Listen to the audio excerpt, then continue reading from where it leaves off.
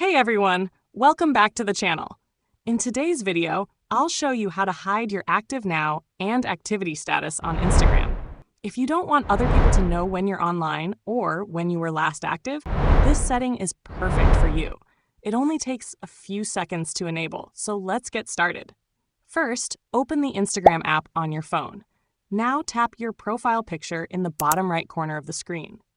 Next, tap the three horizontal lines in the top right corner to open the menu.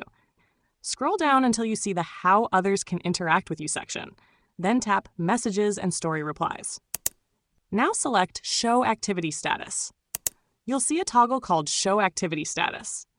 Simply turn this option off. That's it. From now on, other people won't be able to see when you're active or when you were last online on Instagram. Keep in mind that once you disable your activity status, you also won't be able to see the activity status of other Instagram users. If you found this tutorial helpful, please leave a like, subscribe to the channel, and turn on notifications so you never miss future Instagram tips and tutorials. Thanks for watching, and I'll see you in the next video.